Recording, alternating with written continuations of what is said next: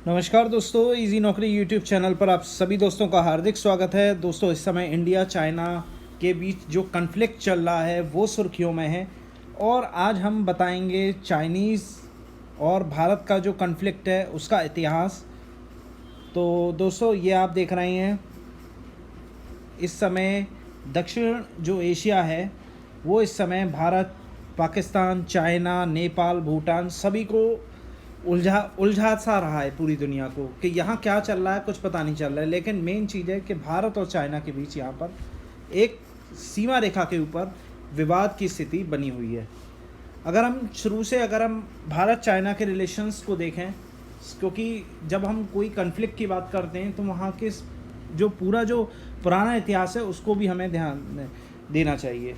तो अगर हम चाइना की बात करें तो देखो, 2000 साल पुराने भारत चाइना संबंध है। यहाँ पर चाइना के कई यात्री इधर आए और भारत से भी कई यात्री चाइना गए और ये रिलेशनशिप एक व्यापारिक रिलेशनशिप के रूप में हम जानेंगे। लेकिन जो मॉडर्न संबंध बने वो बने 1950 में, यानी कि जब कि माओ सत्ता में आए, यानी कि जो नया चाइना जो है वो सत्ता में आया, कम्युनिस्ट जो पार्टी है वो सत्ता में आई। उसके बाद यहाँ पर संबंध बदलने लगे। यहाँ पर चाइना एक विस्तारवादी नीति के साथ कम्युनिस्ट पार्टी का उदय हुआ। अगर हम बात करें तो भारत चाइना के बीच में सबसे पहले नेहरू ने 1949 में जब नए चाइना का जन्म हुआ तो नेहरू ने हिंदी चीनी भाई भाई का नारा दिया और पंचशील समझौता किया।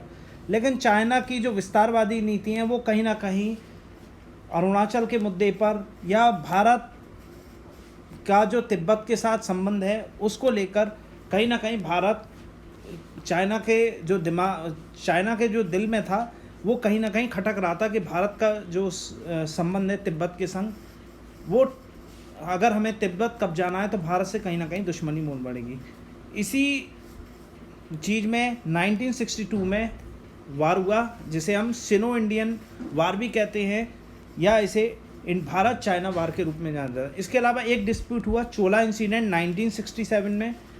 1987 में सिनो इंडियंस में एक वार हुआ नाथुला में, ठीक है। यहाँ पर दोनों के बीच कन्फ्लिक्ट हुआ लेकिन किसी को डैमेज नहीं हुआ। 1967 में यहाँ पर चोला इंसिडेंट के दौरान हार हुई चाइना की। इसके बाद 1987 में जब राजीव गांधी की सरकार थी तो एनडी तिवारी और भारत के जो राजीव गांधी प्रधानमंत्री थे वो चाइना गए और इस डिस्प्यूट को सॉल्व किया।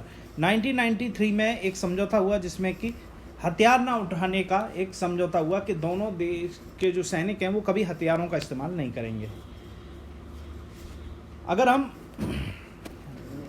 चाइना और इंडिया का एक पॉपुलेशन एरिया, पॉपुलेशन डेंसिटी वगैरह पर नज़र डालें तो आप देखेंगे जो भारत की जनगणना है उसके अकॉर्डिंग 131 करोड़ थी 2011 में, जो अब बढ़कर हो गई है लगभग 135 करोड़। वहीं चाइना की 133 करोड़ जनसंख्या थी, वो लगभग 150 करोड़ के आगे पहुंच गई है। एरिया भारत का जो है 32,87,240 किलोमीटर का है, जबकि चीन का 96,40,821 किलोमीटर का है। पॉपुलेशन डेंसिटी 382 किलोमीटर पर स्क्वायर, यानी कि 1 किलोमीटर में 382 लोग रहते हैं। वहीं चाइना की डेंसिटी 139, यानी कि 139 लोग 1 किलोमीटर के दायरे में रहते हैं। कैपिटल न्यू दिल्ली, चाइना की बीजिंग, लार्जेस्ट सिटी मुंबई है, व्यापारिक राजधानी अगर हम कहें चाइना की वो शंघाई है। यहाँ पर फेडरल रिपब्लिक पार्लियामेंट्री डेमोक्रेसी है, वहाँ सोशलिस्ट सिंगल पार्टी स्टेट है। फर्स्ट लीडर जवाहरलाल नेहरू थे और माओ थे चाइना के। जब भारत चीनी भाई का समझौता हुआ था इन दोनों में 1955 में पंचशील सिद्धांत के। करंट लीडर मोदी हैं और चाइना के हैं शी जिनपिंग। ये अभी तक इन्होंने एक नया अध्यादेश और अपनी यहाँ लागू किया है जिसमें कि शी जिनपिंग मरते दम तक यहाँ के हेड रहेंगे। चलिए, वो उनका इंटरनल मैटर है। अब आप आते हैं हम अपने डिस्प्यूटेड मेथड पर। तो दोस्तों, ये देखना है आपने, चाइना ये इतना हिस्सा जो है वो तिब्बत का है, जिसे चाइना के द्वारा 1959 में हड़पा गया, जबकि दलाई लामा को निकाल दिया गया था और उन्होंने भारत ने उनको शरण दी धर्मशाला में हिमाचल में। ठीक है। उसके बाद ये काफ़ी अत्याचार करे और तिब्बतियों को वहाँ से निकालना खदेड़ना शुरू कर दिया। इसी दौरान जब भारत चाइना वार हुआ तो अक्साई चीन का जो क्षेत्र है, जो तिब्बत का एक रेगिस्तान के रूप में जाना जाता था, उसको भी यहाँ चाइना के द्वारा कब्जाया गया। तो एक डिस्प्यूटेड लाइन आप ये देख रहे हैं, ये पूरा जो एरिया है ना, ये डिस्प्यूटेड एरिया है। यहाँ पर गलवान वैली है जो आजकल विवादों में है। इसके बाद यहाँ नेपाल का बॉर्डर शुरू हो जाता है, तो यहाँ कोई विवाद नहीं है। इसके बाद जो अगला विवाद है भूटान के बाद अरुणाचल में, यानी कि जहाँ जहाँ भारत की सीमा चीन से मिल रही है, जहाँ जहाँ चीन से मिल रही है, यानी कि दो जगह मिल रही है। एक तो जम्मू कश्मीर का जो एरिया है, जो अब लद्दाख का एरिया हो गया है वहाँ पर, और एक अरुणाचल प्रदेश का। तो चीन एक ऐसा देश है जिसकी 14 देशों के साथ सीमाएं बनती हैं और सभी से कहीं ना कहीं विवाद बना रहता है। देखिए, अक्साई चीन जो कि तिब्बत का एक समय हिस्सा हुआ करता था, जिस पर भारत ने भी अपना रुख किया कि ये लद्दाख का हिस्सा है, लेकिन इस पर कभी कोई चीज़ें सामने नहीं आई, क्योंकि ब्रिटिश इंडिया के शासन के दौरान यहाँ पर अलग अलग तरह की लाइनें खींची गई। देखिए, इसको चाइना जो पार्ट कहता है वो होटन काउंटी के रूप में south western part of Houghton मानता है, जबकि ये परफेक्ट जिनांग ऑटोनोमस रीजन के रूप में भी इसे हम मानते हैं, चाइना जो मानता है। वहीं भारत की तरफ से हम जो हैं वो लद्दाख के रूप में इसे जानते हैं। अक्साई चीन का जो एरिया कवर है वो 37,244 स्क्वायर किलोमीटर है। पूरा बेसिकली डेजर्ट एरिया है।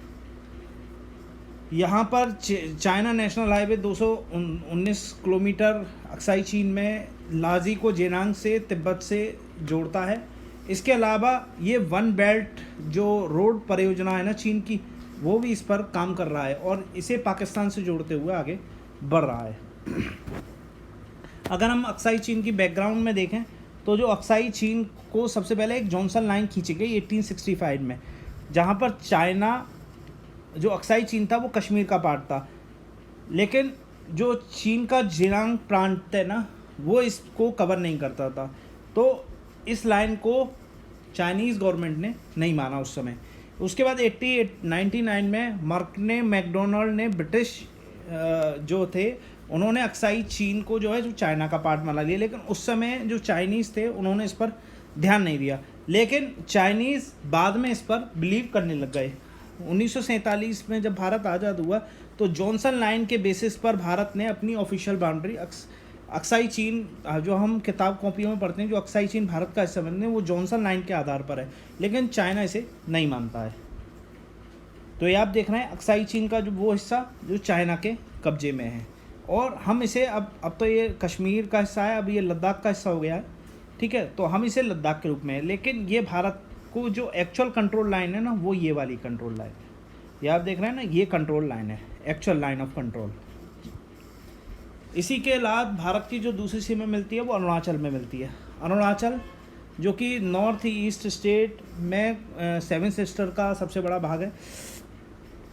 चाइना इस पर भी क्लेम करता है, लगभग 16 डिस्ट्रिक्ट्स हैं उन पर चाइना क्लेम करता है। चाइना ने क्लेम करना कब से शुरू हुआ? जब नॉर्थ ईस्ट फ्रंटियर एजेंसी 1955 में बना, उसके बाद ही चाइना ने इस पर क्लेम करना शुरू कर दिया। इसे जब तक अपना पार्ट मानता रहा था, और पंचशील समझौते के बाद सबसे बड़ा कारण था दोनों में दरार डालने का, भारत और चाइना के में। ये देखिए, अब मैं आपको दिखाऊं, चाइना का जो गूगल है वो इस अरुणाचल जो प्रदेश है ना, इसके लगभग 16 डिस्ट्रिक्ट को अपना पार्ट मानता है। ये तवांग जो तवांग है, तवांग डिस्ट्रिक्ट के जो 16 एडमिनिस्ट्रेटिव, तवांग सहित 16 एडमिनिस्ट्रेटिव जो डिस्ट्रिक्ट है ना तवांग के अतिरिक्त, उसको भी अरुणाचल प्रदेश के जो भाग हैं उनको भी चाइना अपना भाग मानता है। People of Republic China south west Tibet का ये भाग जब तिब्बत पर कंट्रोल किया था तो इनकी जो सीमा रेखा है वो क्लियर नहीं थी। तो इसी बात का फ़ायदा उठाकर चाइना जो है वो तिब्बत के पार्ट को जब पकड़ा या कब्जा किया, तभी से ये इस पर कन्फ्लिक्ट है। आगे बात करें 1962 में, 1959 में दलाई लामा को तिब्बतों पर आक्रमण कर निकाल दिया गया। उसके बाद 1962 का वार अचानक से चीन के द्वारा कर दिया गया। और कहीं ना कहीं ये भारत की जो पहले प्रथम प्रधानमंत्री नेहरू जी थे, उनकी ये फेलियर एक तरह से माना जाएगा कि पंचशील समझौता होने के बावजूद भी यहाँ पर वार हुआ और मैकमोहन लाइन को जो भारत और चीन के बीच सीमा रेखा मानी जाती है, उसको चाइना नहीं मानता है। इसमें भारत को हानि हुई और भारत की करारी हार भी हुई। 20 नवंबर 1962 को एक तरफा चाइना ने सीज़ फायर का ऐलान कर दिया। इसके बाद चोला इंसिडेंट हुआ जिसमें कि 1967 में हुआ। ये मैकमोहन लाइन ब्रिटेन ने नेफा को जो है इलीगल मानता था, तो ये अरुणाचल वाला जो एरिया है ना, उस पर कन्फ्लिक्ट हुआ। ये नाथुला का जो एरिया था वहाँ पर कन्फ्लिक्ट हुआ जिसमें चाइना की हार हुई, अगर एक तरह से हम माने तो। उसके बाद एक सीज फायर दोनों तरफ से समझौता हुआ। इसमें इंडियंस लगभग 88 भारतीय मारे गए, इसके अलावा 163 घायल हुए, जबकि चाइनीज़ कैजुअलिटी 300 से ज़्यादा ऊपर थी। इसके बाद सिनो इंडियंस में यानी कि जो अरुणाचल का प्रदेश का जो एरिया था 16 डिस्ट्रिक्ट वाला, उस पर भी काफ़ी विवाद हुआ, लेकिन इस इंसिडेंट में किसी की जान नहीं गई। इसके अलावा राजीव गांधी की सरकार थी, तो वहाँ पर ND तिवारी को वहाँ चाइना भेजा गया और यहाँ पर एक दूसरे के साथ समझौते हुए। 1988 में चाइना भी गए राजीव गांधी, वहाँ पर ये कन्फ्लिक्ट कहीं ना कहीं ख़त्म होने के कगार पर था, लेकिन दोनों देशों की जो सीमा LAC थी, उस पर सैनिकों का बंदोबस्त रहा। इसके बाद अगला विवाद जो हुआ 1993 में एक समझौता हुआ कि कोई भी भारतीय या चीनी सैनिक एक दूसरे पर किसी भी हथियार का यूज़ नहीं करेगा। इसके बाद अगला जो विवाद हुआ वो 2017 में हुआ नरेंद्र मोदी सरकार में। इसे हम डोकलाम विवाद के रूप में जानते हैं, जहां पर बिना हथियारों के बीच चीनी और हाथापाई हुई भारत चीनी के बीच, लेकिन एक कूटनीतिक संबंध या व्यापारिक संबंध जिसमें चीन को आर्थिक रूप से नुकसान की आशंका लग रही थी और भारत ने उसका फ़ायदा उठाया और डोकलाम विवाद पर ख़त्म कर दिया। यानी कि दोनों के सैनिक कुछ ना कुछ दूरी पर एक दूसरे से दूर हो गए। और अब जो घाटी है वो गलवान घाटी, आप सभी को मालूम है, कोरोना वायरस के कारण चीन इस समय दबाव में है और लगातार जो चीन सागर है, दक्षिणी चीन सागर है, वहाँ पर भी और सभी देश लगभग चाइना के इस समय खिलाफ हैं।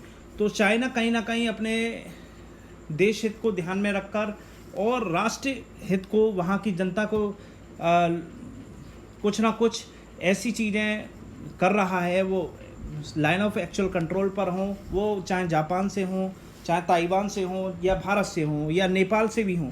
नेपाल का भी एक गांव फिलहाल में कब्जे में ले लिया है। तो कहीं ना कहीं सीमाओं का विस्तार करने की जो नीति है वो एक बार फिर अपनाई है, ताकि वो कोरोना वायरस जो अपने देश में फैली हुई विद्रोही भावनाएं उनको ख़त्म कर सके। तो दोस्तों, ये हमारा एक प्रयास था जिसमें कि हम 1962 या चीन के जो पुराने संबंध थे उन पर हमने चर्चा की। निश्चित रूप से आपको ये वीडियो पसंद आया होगा। और ये गलवान घाटी का जो लास्ट जो अभी कन्फ्लिक्ट हुआ है उसके बारे में आपको मालूम है, 20 सैनिक भारतीय मारे गए, जबकि 40 न्यूज एजेंसी में 40 चाइनीज़ को भी नुकसान हुआ है। लेकिन ये अभी कन्फ्लिक्ट अभी ख़त्म नहीं हुआ है और निश्चित रूप से शांतिपूर्ण इस चीज़ का अंत हो, कोई बिना कैजुअलिटी हुए, ऐसी हमारी आशा है। अगले वीडियो के साथ एक बार फिर मुलाकात करेंगे। बहुत बहुत धन्यवाद।